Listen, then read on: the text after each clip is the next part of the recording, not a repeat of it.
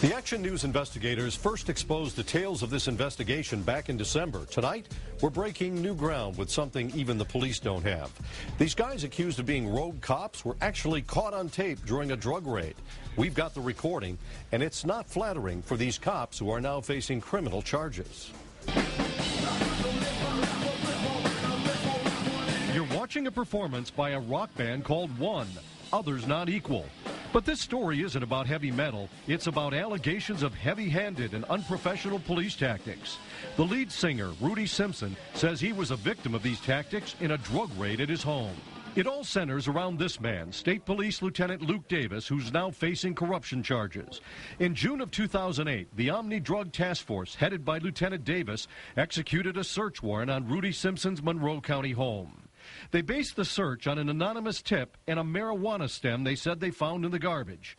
When the cops came in, Rudy's band was practicing in this basement recording studio. What the police didn't know is that the microphones were hot and everything was being recorded. Take a listen. Recording studio?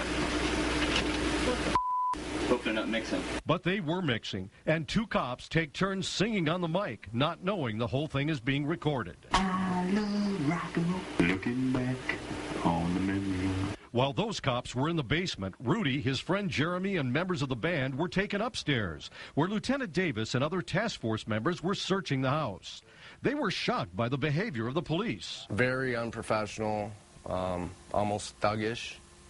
I felt violated and almost like if it was a game to them. Going into kitchen cabinets, eating cookies, and going in the refrigerator, eating stuff out of the refrigerator. It was very unprofessional. And it wasn't exactly a big drug haul for the cops either.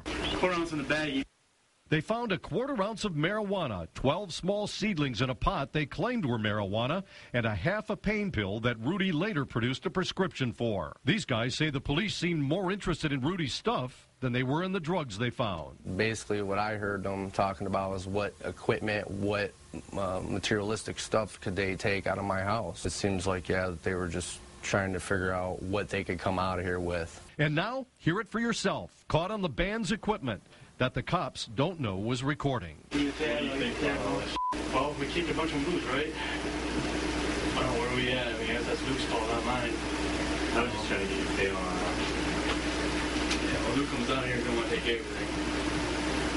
Band, he's going to say that 1/4 ounce, at least a 1/4 ounce there is going to give us a chance to take all this stuff, according to Luke. Hey, what do you want to take in the basement? You want to take the drums and all that or no? The police wound up taking 3 pages worth of stuff from the house, including some of Rudy's personal property, a 52-inch flat-screen TV, a DVD player, 2 computers, a camera, and a bunch of DVDs. Under the law, police are only supposed to confiscate property that was purchased with money earned from drug sales. Rudy admits he was smoking pot, but what evidence did they have that he was selling drugs? There was none. There was no sales. There was no undercover cops. There was nothing on paper. It was basically an anonymous tip, they said. The Luke Davis corruption charges raise serious questions, not only about the conduct of police officers, but also about Michigan's drug forfeiture laws. This report from a group called the Institute for Justice, Policing for Profit, rates all the states for their forfeiture laws. Michigan gets a D-. In Michigan, in a drug raid, they can take your property just with probable cause. In a lot of states, the burden is a lot higher, proof beyond a reasonable doubt. What drives a lot of the forfeiture abuse in Michigan is the fact that under state law enforcement is entitled to keep 100% of all the property that they seize. In Michigan, they can even take your property without charging you with a crime. And I've learned that's what investigators are alleging happened in the Luke Davis case. Rudy Simpson was charged for the marijuana and a half a pain pill, even though he had a prescription for the pain pill.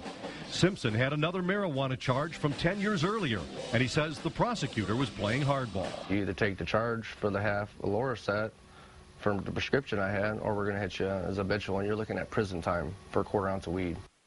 Rudy Simpson says he had no choice. He pled guilty and did some time in a halfway house. He says he decided to come forward and tell his story to Channel 7 after seeing our investigation on Luke Davis back in December.